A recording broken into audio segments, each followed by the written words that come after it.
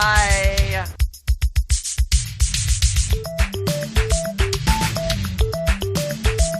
It's time for Blumpkin and Friends, starring your host, the Reverend Johnny Blumpkin.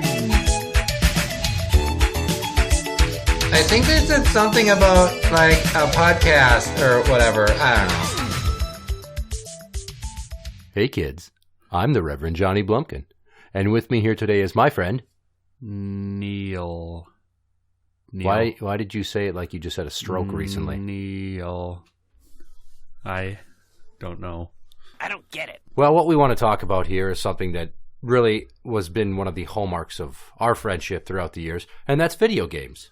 Yes. But more specifically than video games, we want to talk about GameStop. If you don't know what GameStop is, it's a second-hand and new video game dealer. You'll find them in most strip malls, and they're usually full of assholes. Assholes that work there, assholes that shop there, assholes that own the store. Yep. It's a great place to go to trade your games for pennies on the dollar and get fucked in the ass. Yes. In the wallet, I mean. Well, I would like to start off with a little bit of history. Now it's called GameStop. Yep. It originated as Funcoland. Well, for us, I think in other parts of the country it was GameStop always. Because GameStop bought them out. Bought Funcoland? Yeah. I remember the old commercials that would show other places when you try to trade your games, and there'd be this hand like closing a metal door on a window, like at a ticket booth. It's like, us when you bring us your used games, and there's a hand that goes, cash. And they used to give you cash, which was like 30% less than the value they'd give you to trade your games, which was nice because it discouraged people from pawning stolen merchandise.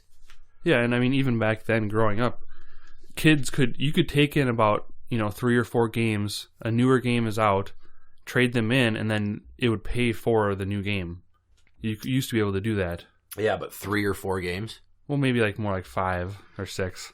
That feeds right into my first story. Okay. My very first time, I finally talked my dad into taking me to Funcoland. Okay. And we went there, and I traded, I think, Paperboy and Dr. Mario and Master Blaster and Legacy of the Wizard and one other game just so I could get Batman. And my mom was fucking furious. Damn, how fucking stupid are you? Typical Linda, she flipped the fuck out. Yes. So she went there the next day, and she saw that they were selling my copy of Dr. Mario that they gave me a few bucks for. Yep. For $40. Yeah, and she flipped out, and she started screaming at the man. I wasn't with. Yep. She started screaming at the manager at the store, threw the Batman game on the counter at him and said, I want my son's games back right now. I don't know what the hell she said to persuade them. They probably just wanted her the fuck out of there. But she lied and said that our neighbor took me. Not my dad. I'm pretty sure I called him Dad while we were there. She's like, you traded all those games just to get this game? I went to Kmart today, and that Batman game you wanted was $19. So here. I'm like, oh. Well, thank you. Yeah. Well, I mean, I remember they used to have a list. It looked like kind of like a newspaper that listed all of the values of games. And they would update that once a month. And, I mean, most games that had been on for a long time, you wouldn't get much for. But I actually got, it was actually from this kid, neighbor kid of mine. And it must have been in junior high or something. And he was older. And he bought Mortal Kombat 3 for Sega Genesis. He must not have liked it or something. And he actually traded it to me just straight up for a couple games that I had that he wanted. And like at the time, it had just come out, and we were huge Mortal Kombat fans. Yes. So buying that, it was huge. And eventually, I did trade it in, and I remember them offering me $55 for it because it was new. Because actually games then were on Genesis and Super Nintendo were high. I think that one was $75 new. And so I got $55 for the trade-in. Yeah, games back then were really expensive. You can find an old Toys R Us ad online that has all the N64, Super Nintendo stuff. Games go from all over the place. It's weird how, like, NBA Jam was like $65, and then like, well, it was NBA Jam, so yeah. But then and all other games would be like nothing, and it's just weird. Some games came out new for like $40. The prices varied so much on the cartridge games, it was ridiculous. I personally refuse to go into GameStop now. The girls have asked me to go there. I don't like taking them in there because they just grab random shit. I'm like, no, we're not getting that game. We don't have a 3DS. They just see a game and they like the cover. Yeah. And that's why you don't take small children in. And anybody that has kids that lets them go there knows that it's highway robbery, that they give you a couple of bucks for your game. It's usually like 1/5 of the value new. Yeah. And then they sell it used for $5 cheaper than new. Cock stains. Yeah. I hadn't actually been in a GameStop in a very long time until I got this year for Christmas. I got a GameStop gift card. So I'm like, well, I'm going to use it because there were some games I wanted, and like Final Fantasy 15 had just come out and had been on. It'd been out for a little while and was on sale for $40 everywhere, which a lot of times GameStop doesn't match prices that I know of, at least, unless you have to make it and like go in there and do a deal. But I checked online and it was $40. So I go into the store and I ask him about it. It says it was in stock online. So he gives me the game. First thing he asked me, do you want to buy the season pass? I'm like, no thanks. Do you want to buy game protection? Which is like the CD protection thing. It's like, yeah, I've never, even my PlayStation 1 games, I never beat on them. It's like, no thanks. I've never needed game protection. Don't think I'll need it. I've beaten on a PS1 game before. Yes, if you out recall, of rage.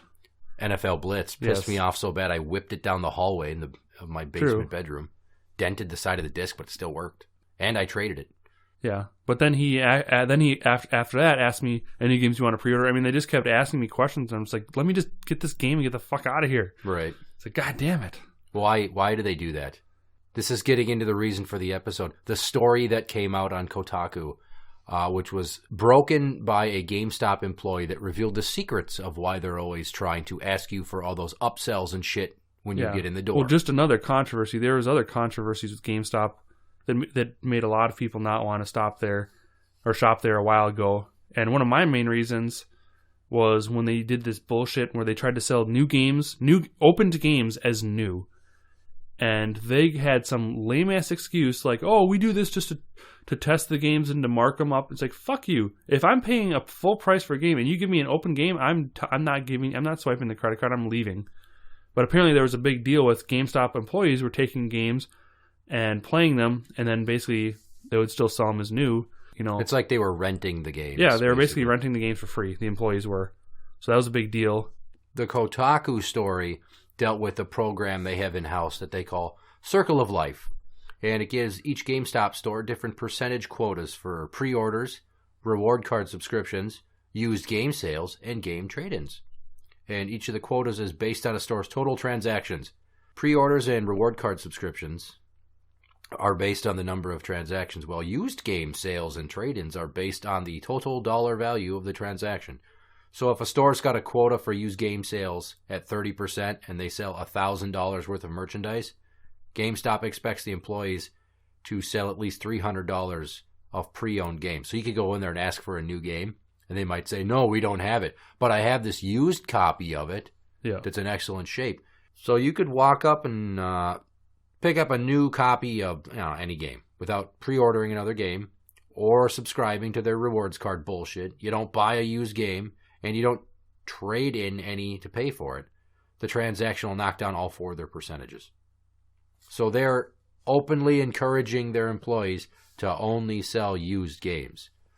Why? Because that's their highest profit margin. They pay you jack shit for trade-in. Yes. And then they sell it for near new value. That's their fattest profit margin. And you might say, well, isn't that what any business is about, making money? But they're holding the employees to the standard. And that's why so many people that work for GameStop say it's a terrible place to work for. Because they're just pressured constantly to only push used games. And I remember a few years ago when all these, the bigger like retailers came out and said that we're going to start doing used games. Amazon, Walmart, Best Buy, all of them had started doing this. Is a few years ago. The GameStop CEO at the time had came out and actually laughed. Like he said, he had a statement that was released, like basically laughing at them, saying "good luck," kind of saying that they had cornered the market. It wasn't Best Buy started it. Yeah, but the thing is now is Best Buy. There's not one near me, but they have the best if you're a video gamer, they have the best goddamn program you can get into. They get, I mean, I think their gamer club unlocked is like it's either $30 or $40 a year. Yeah. Like if you like 20% off every brand new game, and like 10% off accessories, like you get just a ton of money off. Fucking nerd. And I think they used to have a magazine that you would get with it free too, and that would always have coupons in it. So I'm not sure if they mail you the coupons or if it's in like a digital form now or what. They closed the Best Buy near me, so I don't go there anymore. Well, the thing about the GameStop CEO laughing at other people, he had the ability to laugh because at the time GameStop had cornered the market. Yeah. Because Game Crazy was their main competitor for years. It was run out of Hollywood Video, had gone tits up with the entire Hollywood Video chain that went bankrupt. Yep. And that's, Jesus Christ, that's like 8 or 9 years ago now. And Game Crazy was, I liked Game Crazy a lot. They were awesome. And also, after Game Crazy fell, and shortly thereafter, GameStop absorbed EB Games. Yeah. They bought them out. And like up the road here from where I live, they had 2 GameStops within 2 blocks of each other because they turned the EB Games into a GameStop warehouse location. I don't know the fucking difference. They're supposed to have more on hand. Well, yeah, they were the only remaining used game chain. Best Buy was getting into it. Target was getting into it. I don't buy used games from either one of them. And we also had there was a couple random sites like we were part of, like Goozex, that had those too, and we had some mixed experiences with them.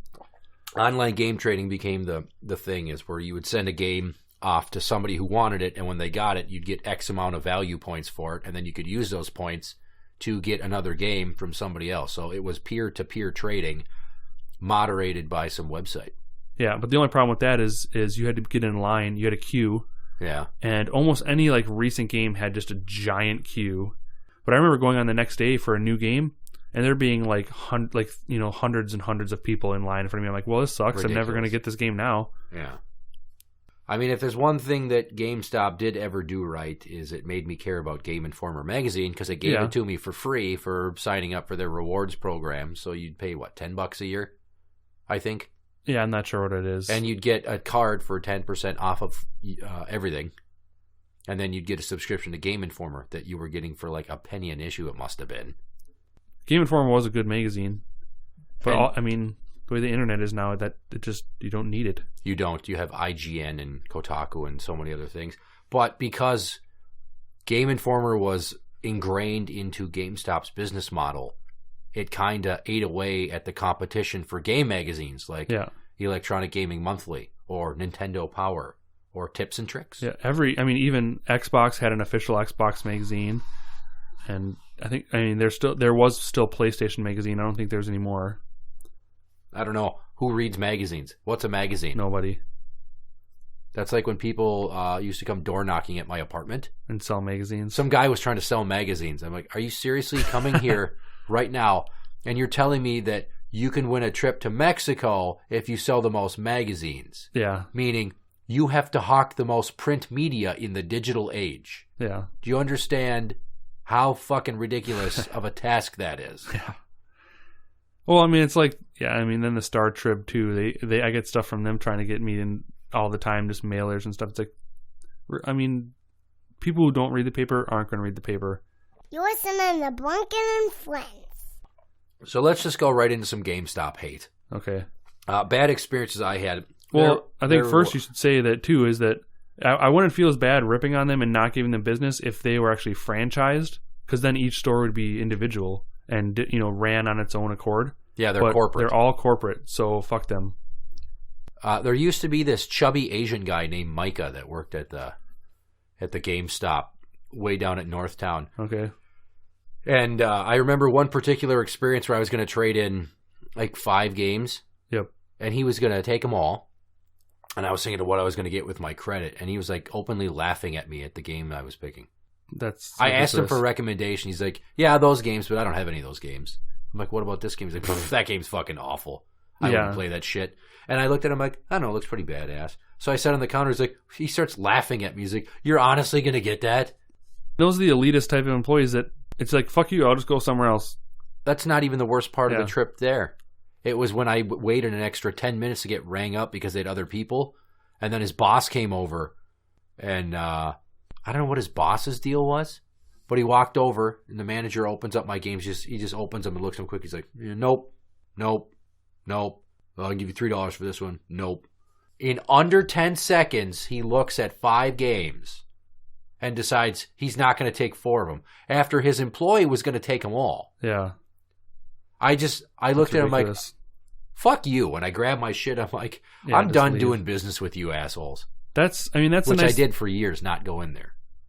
Yeah, I mean, that was the nice thing about Game Crazy, too, is they would be honest. Like, they always took all my games, but it's like, I remember trading Crackdown for the 360, because, like, they would give you decent trade-in, but every once in a while, just a game that's just so flooded, like Crackdown. Everybody bought Crackdown because of the Halo 3 demo was included, and that was, like, the first Halo since Halo 2 on the original Xbox. So it was insanely popular, and tons of people bought it just for that demo, and then just traded it. Mm-hmm. And, like, I remember them offering me, like, $1, and he's like, man, that's the best I can do, sorry. And I'm like, just give it to me. Just give it back. That's fine. I'll just keep it. Yeah, they were never cocks at Game Crazy. Yeah. And they gave us a giant free box of old accessories and stuff they were going to throw out. What's he's referring to right before they were going to close the Game Crazy by him. They had a bunch of shit that they were just going to get rid of, like old controllers, old peripheral cords and stuff. And he's like, well, I have this box of stuff I have to throw away. You can have it. Yeah. It was huge. It was the size of a suitcase. And I don't even know what we all got. I don't even know why I wanted an N64 Rumble Pack, but I had one. Yeah. There was controllers in there. There were no games, but there was like N64 controllers. Yeah. Memory packs. I mean, like PlayStation memory cards. Like, there was so much stuff in there that we got. And I mean, those guys were awesome there. And then too, the thing is back when they originally started pre-orders, like you didn't pre-order a game and then they would just get that many like pre-order bonuses, because it used to all be physical stuff. Yeah. And like a T-shirt, a hat. So they would just have a box of pre-order stuff, and like if they didn't get enough pre-orders, the manufacturers just ship them however many pre-orders they think they're going to have. X amount of free T-shirts, so like they'd just be giving out T-shirts. Yeah, so every time I came in to buy a new game on midnight launch or just the next day, they would just be like, hey man, because they knew me there, hey man, just pick something out of the box. Pick out a freaking shirt, pick out a hat. It's like going to the dentist and the basket full of goodies for being a good boy. Exactly. Another thing that pissed me off about GameStop is their attitude towards retro gaming, where years ago they got out of retro games. If you don't know what retro games are, it's anything old, like regular Nintendo or Sega Genesis, Super Nintendo, PS1, N64, old system games. They used to have tons and tons of old games, and you could get them for cheap. So they decided, we're not going to do it anymore. And in the next 6 months, we're going to phase them all out. And they did that. None of their stores had retro games anymore. You know what they did with them all? The employees just took the games home. Well, they were ordered to destroy them all, which means throwing them in the dumpster. Which actually back then, I mean, we didn't ever do it, which I kind of wish we would have. Dumpster dove? Is dumpster dove, because there's tons of stories of people on the internet who went dumpster diving in GameStops and just got tons, like super rare old, Super Nintendo games, just PlayStation 1 games, and they're just in perfect condition because they're just ordered to throw them out. But any smart employee that doesn't give a crap is just going to take them. Oh yeah, I doubt they have a camera on their dumpster. But here's why this pisses me off. GameStop ruined the retro game market because now thousands upon thousands, tens of thousands of copies of games, various games, destroyed. Yeah. Or they went to employees or former employees. Yeah. So now the supply is way less. The demand is still there. The cost of retro gaming has gone up like 5-fold. Oh, yeah, it has. You used to be able to get, I'll use one game in particular, Teenage Mutant Ninja Turtles 4, Turtles in Time for Super Nintendo. Yeah. I bought it for $10 online once upon a time ago, and then I sold it for $20, and now it goes for $60 or $80. Well, I just sold my Sega Saturn games, and those, that system didn't sell a lot. Sold Sonic Jam, which is literally just it was one of the first compilation discs. All it has on it is Sonic 1, 2, 3, and Sonic and Knuckles. And I sold it instantly on eBay for $100. Jesus Christ. And same with a couple other games that just, for some reason, the market, they just throw away so much of that stuff. And now, in the past couple of years, they've tried to get back into retro gaming. I don't know how successful they've been because I don't go into GameStop. But I don't think they're in the store. Any serious collector is not going to GameStop. Or they're not looking to trade in their stuff at GameStop. Anybody who's around that era of that our age, that is the collectors and then the people selling their stuff off, is smart enough not to trade it into GameStop or not enough to buy it from GameStop. Because I bought a used copy of Street Fighter 3, I think. Yeah. And I bought it from their website. And it says, may or may not come with case or manual, right? Yep, I forgot about that. And I bought it new used. And I got a game disc in the mail. And I emailed them. And they're like, well, it says on there may or may not come with this. I'm like, it says may or may not.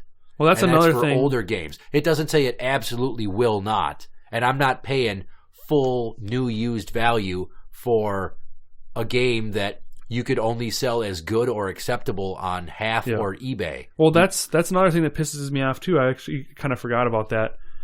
The GameStop, I don't know if it's still the case. They will give you the exact same trading credit for a disc only as they will for something that's complete. It's bullshit. And they don't rank the like if it's scratched to hell, the quality. So it's like, and then so basically you can buy a game. You go in there and it's like, hey, if they have a complete edition that's in good shape, good. You got lucky because you could just get just a disc and you're paying the same amount for that freaking $5 off. Gee, can I? Yeah. That's like buying a used car with no tires for the same price as one that you can drive off the lot. Oh, it doesn't have a transmission? I'm sure I don't need... I do need a Oh, fuck. But I'm still paying the same price for the car without the transmission. Suck a dick, GameStop. Fuck you. I bought a used retro copy of Tasmania once from there. And the version that I thought it was, I described the old Sega Genesis one. Okay. I ended up buying the Super Nintendo one. Okay. And the guy at the counter assured me it was the exact same as the Sega one. I got it home. Totally different fucking game. Yeah, because back then when a lot of the Disney games and all those cartoon games were done by different developers. Yeah. So I went back 2 days later to return it. The manager's like, oh, well, what's wrong with it? I'm like, it's not the game I thought it was. Yeah. I asked him if it was like the Sega one. He told me it would be. It's a totally different game. It sucks. He's like, okay, well, you can trade it for credit. I'm like, no, I have my receipt. It's under 72 hours. You have a 1-week return policy on all used games. Oh, I can trade it to you for what? A dime? It's a Super Nintendo game. So no, you're going to refund me, and I'm never coming back to your fucking store again. Well, that's another reason why Funcoland was better. You could be able to try out the games before you buy them. You could. You know, they actually did that. Their last one I actually remember, for some reason, I don't know why I remember this, when it was Funcoland. And it must have been PS2 era because I remember when Devil May Cry was coming out, they had that in the store and on a demo unit, and we're letting people try it before they buy it because it was a brand new IP from the some famous Capcom guy. But that was like the last I remember of actually being able to play a game before buying it. Yeah, they won't let you do that now. Then they give you a hassle when you try to return it if you can't play it. I bought Brothers in Arms, which was a World War II game. I was playing a lot of World War II games at the time, and I got it, and I couldn't figure it out. And I took it back. He's like, well, I'll give you store credit. I'm like, it hasn't even been a week. What an asshole. They will do anything to get you out the door with a sale, but if you come back, forget customer service. They don't give a shit. It's once they have your money, fuck you. They're essentially the video game modern-day version of an old-timey snake oil salesman that would fucking brush into town with a suitcase full of bottles of God knows what and sell it to you for curing everything from malaria to blindness, and then you drink it and it'd be fucking tap water with cough syrup in it. These guys are such pieces of shit. Well, I mean, another thing that actually really pissed me off, and it pissed off a lot of people too, I think, was...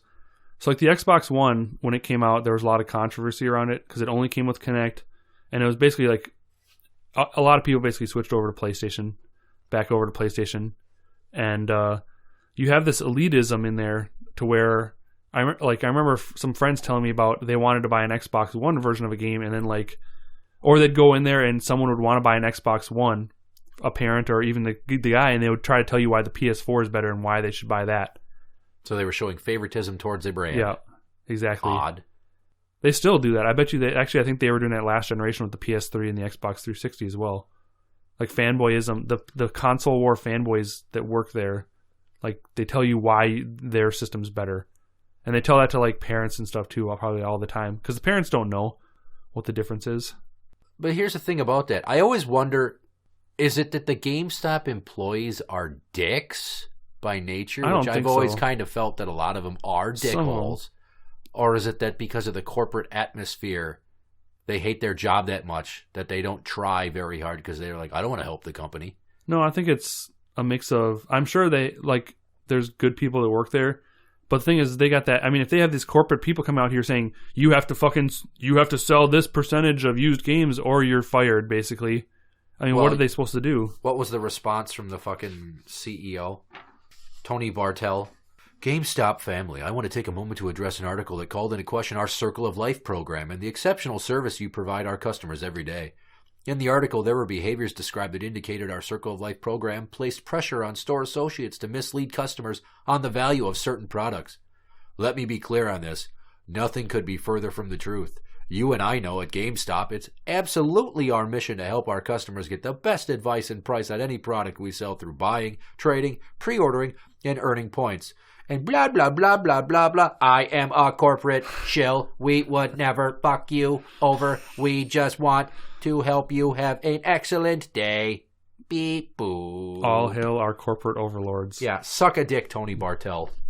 But actually, since they posted that on Kotaku, apparently tons of GameStop employees have been emailing Kotaku.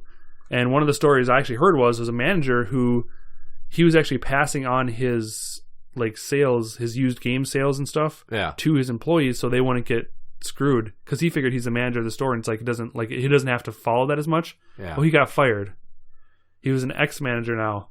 He was talking about how that basically his performance was so bad because he would always just pass those sales on to help out his underlings. And then he was being a good boss and a team player, and he got rewarded with it by being thrown out on his ass. Yep. I mean, some other employees have come out and said stuff like that they're not trying to do that, and they're just going to give people what they want. And I actually had a decent experience a while ago when I needed a headset adapter, and I went up to a GameStop up the road, and I just walked in there and got it and left, and it was like, thanks, I didn't get hassled on fucking trying to pre-order 12 different games or buy used this and that. And it's just kind of like hey, I called ahead, and it's like, hey, here's your thing that you called about. See you later. You're listening to Blumpkin and Friends. Do you see what I'm doing here? What am I doing? Drawing. What am I drawing? Rock, paper, scissors. We're going to take a break in the action here, and we're going to do a little RPS challenge, because Neil himself has an ugly, ugly history with this game, where the only time he's been able to win is against the Juice. Ladies and gentlemen, boys and girls, children of all ages, Blumpkin and Friends proudly brings to you the Rock, Paper, Scissors Intercontinental Championship Challenge, Championship of the World! The following match is set for one fall and will pit Neil against Graham of It Radio in non-title competition. So, without further ado, hand number 1. Scissors. He also threw a scissors. Okay. Hand number 2. Scissors again. Damn it, you son of a bitch. He threw a rock. God damn it! Point to Graham. My trick never works. Do you think you might want to change your strategy then? Hand number 3. Rock. He threw a scissors. Point for you. Okay. Oh, nice that you're not just going to do all one thing the entire game. Hand number 4. Paper. He also threw a paper. Hand number 5. Paper. You're a cunt. He also threw a paper. He doesn't like to pick rock. He's the anti-Bart. Overtime! So what we've got here is ties, and Fuckface here is trying to get a real win, not a win against a child. So what we're going to do here is go through overtime. Hand number 6. Rock. He threw a scissors. Point. So what does that mean? You win. With his very first win against an adult opponent who didn't give away a hand and screw the game up for themselves, winner of RPS Challenge today, Neil. Well, congratulations. How does it feel to beat someone that's not my little 6-year-old daughter? I don't know. I feel like Michael Phelps did after he got all of those Olympic medals. Really? Yeah. Almost the exact same. So you feel like you need to go home and toke a bong? No, I mean, I feel like I just got out of a pool and I might have chlorine in my eyes. Fair enough. I would like to share another video game related story, and this we will call The Ballad of Mahesh, because I don't think we've talked about this, and it's a great story. With the PlayStation 2, the early models of them, after a while, they stopped reading certain kinds of game discs. Well, some of the discs look like a CD. The other discs look like a blue CD. What you would get were these disc read errors where your fucking console wouldn't read games that were blue discs. Well, the reason they said that happened was because, like, if you remember when the PS2 came out, it was such a short supply.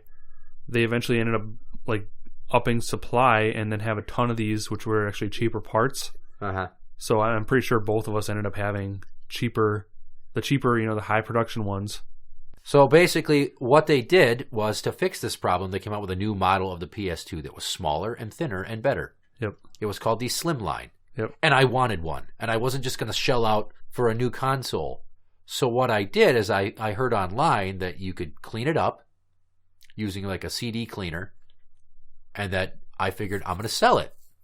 So I sold it. I listed it on Craigslist. Yep. And I immediately got a hit from this, I don't know if he was from India or Pakistan, someplace over there. His name was Mahesh. And Yes. he wanted to buy it.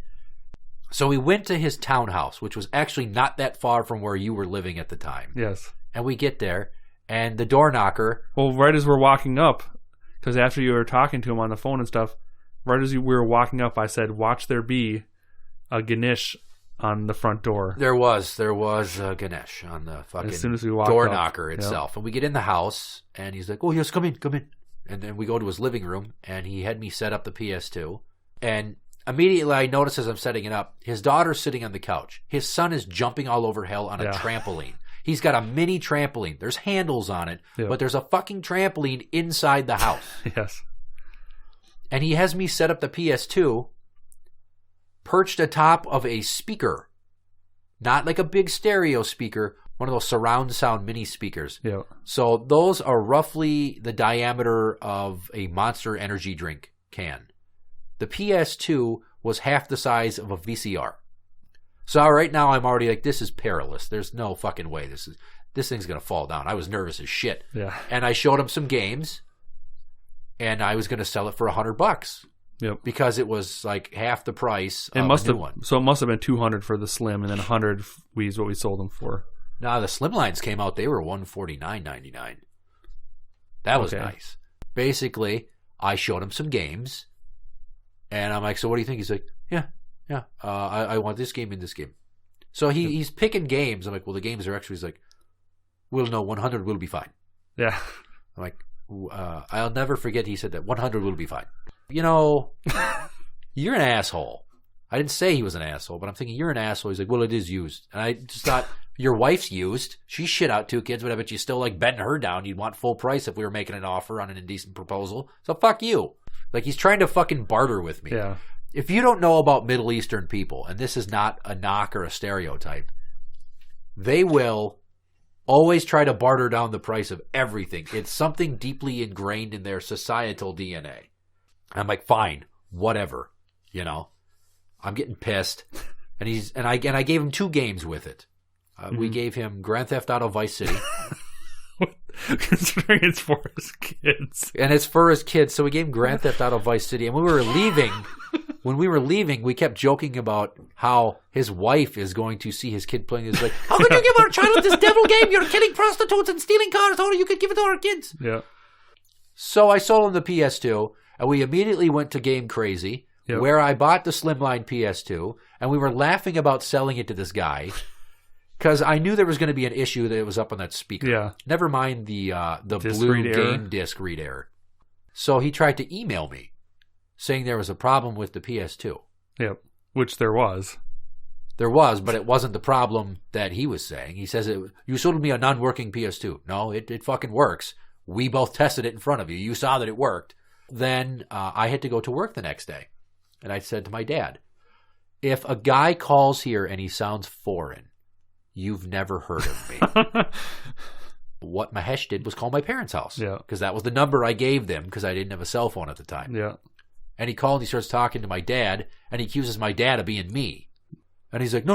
I know this is you. I talked to you yesterday. I recognize your voice. You sold me a non-working PS2.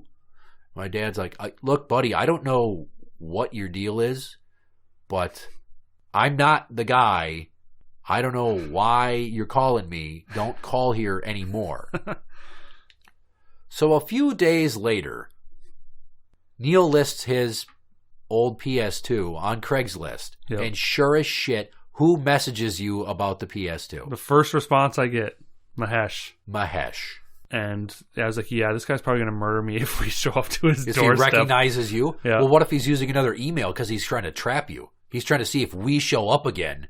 And God knows what's going to happen. He's going to pull out like a giant he was Arabian using sword. the same email, same name, because he had put his number and everything. And so he wasn't like trying to kill, like murder us or anything. I'm sure he just wanted to buy another one. No, he wanted to murder us. Okay. We sold him a non-working PS2. Yeah. And his children were playing the devil game. Grand Theft Auto. How dare you? So I ripped off a foreign guy, and this was post 9/11, and I was like, if anybody ever doubts that I'm a patriot, I just got one back for America. Suck on that, Mahesh. But what if he's from India? I don't care. Okay, I'm just saying it wasn't like that that country is really at war with He's us. probably got cousins that are at war with us. I don't know. I'm just trying to be as American as I can be. America. Hi, it's the Body, and you're listening to Blumpkin and Friends. So, because it's a special episode for you getting your first win, I also wanted to double down on games because I've got the new game, Word Orgy. Yeah. So you are going to be the third ever contestant on Word Orgy. Orgy. Two unrelated items that make up one new phrase. And if you get the answer, I'll heap on you my praise. Some of them may seem too hard, but I won't let you quit. So pay very close attention to both my descriptions. Pop culture icons and other random shit. It's time to play Word Orgy. How many will you get? So what we're going to do is we are going to play a 10-item video game themed Word Orgy. Do you understand how the game works? I feel like people are confused. We might as well explain it.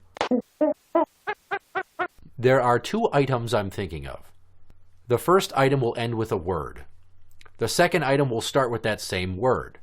So they make one phrase all together. There wasn't there like a before and after type thing in some other game show that was similar? Yes, I'm completely ripping off before and after from Wheel of Fortune. Okay. That's where I got the idea for this, but they come up with lame ones and they rarely ever do it. And I like to do it all the time so hard. We do 10 to 15 per episode. And I'm going to start keeping track of points on this too to see who the all-time point leaders are. So an example for you would be, the first one is a movie maker who has ruined a beloved childhood franchise. And the second one is a United States military excursion in Cuba. Well, originally I was thinking George Lucas. No, that one would be Michael Bay of Pigs Invasion. Okay. Aha! So you get how it works. So you better not fuck this up. Item number 1. Michael Bay of Pigs Invasion. No, why would I? What? No. Jesus Christ. The first one is a game where you capture monkeys. And the second would be Snake Plissken's second movie. Monkey Escape from L.A.? Or No. Monkey Escape from New York? No, what's Barrel of Monkeys is where you capture monkeys? No. Something Escape from L.A. Ape Escape from L.A. Ape Escape, the stupid PlayStation one? Yeah. So you really capture monkeys in that game?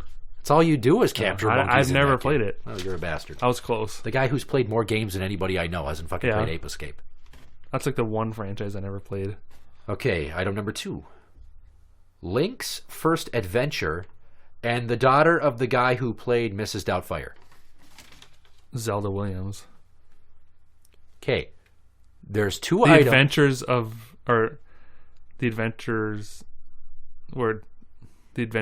Zelda. Are you sure you understand how this game works? Yeah. The Legend of Zelda Williams. Thank you. Jesus Christ.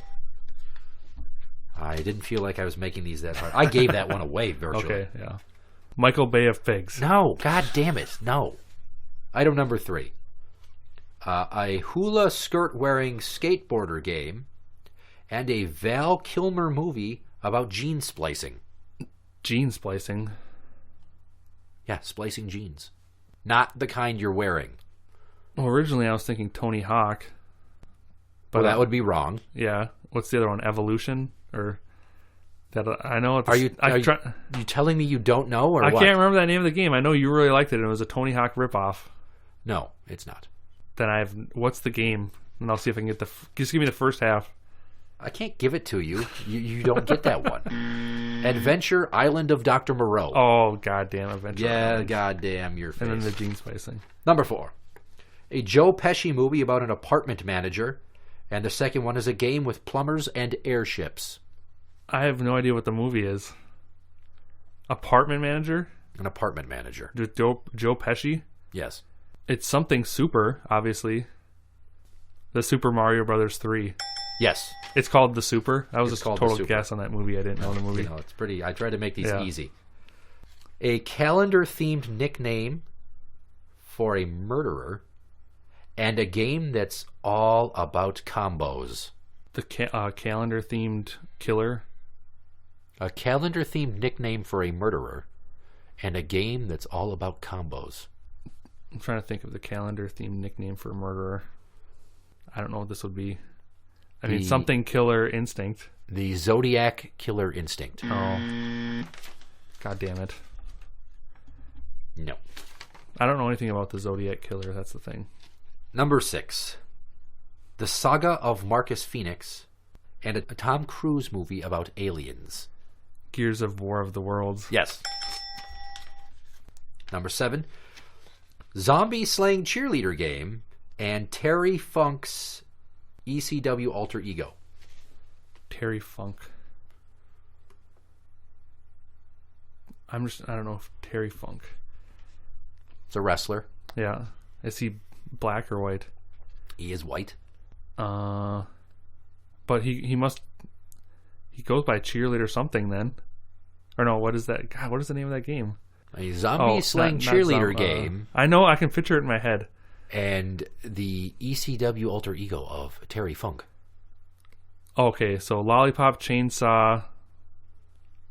I mean, what do they call him? Chainsaw something? I don't know the wrestlers. That would be Lollipop Chainsaw Charlie. Chainsaw Charlie, yeah, I've never heard of that. Yeah. Is this like the last 10 years of wrestling? No. Or before that? 80s, 90s, Well, 2000s? you should know about wrestling from most of the last 20 years. I don't.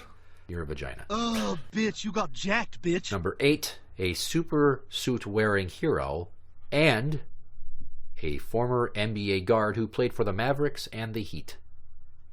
Super suit wearing hero and guard played for Mavericks and the Heat. God damn it. The super suit wearing hero could be so many different things, though. I know, and that's why it fucks with you, and that's why it's fun for me. But I don't remember who was on the Mavericks and the Heat. You don't remember the rosters from NBA Jam? I'm trying to think of who went to the Heat. I don't know. I give up. It's not Dikembe Mutombo. It's not Dikembe Mutombo. Not in my house. Or once upon a time ago, there's a story where he walked into a dance club with his teammates and he went, "Which one of these ladies will want to sex the Mutombo?" He just always talks about himself in the third I person. guess that's all awesome if he does. The answer to that one was Earthworm Jim Jackson. Jim Jackson. I don't remember. Yeah, he's a guard. If you played NBA Jam TE, you would have your options of Jim Jackson, Jamal Mashburn, and Tony Campbell, I believe. But if you beat the game, then it would unlock Jason Kidd. Number 9, a Great Depression era themed book. And the other is a Nintendo Ninja game about saving kidnapped children. Okay. The Grapes of Wrath of the Black Manta. Wrath of the Black Manta, right? The Grapes of Wrath of the Black Manta. Is that right? Say it one more time for me. The Grapes of Wrath of the Black Manta. Yes. You owned that game, so I thought Yeah. you would get that one. Very good for you. Where are we at right here? You have lost 5. You have Yeah. won 4. If you want to break even, you got to get this last one. Okay. 2 rap-loving aliens, and the other is the greatest basketball player to never make it to the NBA. I don't know that name. I will give you a hint. He was featured in an HBO movie played I've by never Don seen. Cheadle. I mean, I don't know what his last name is. It's Toe Jam and Earl. I don't know what his last name is going to be. Earl Johnson.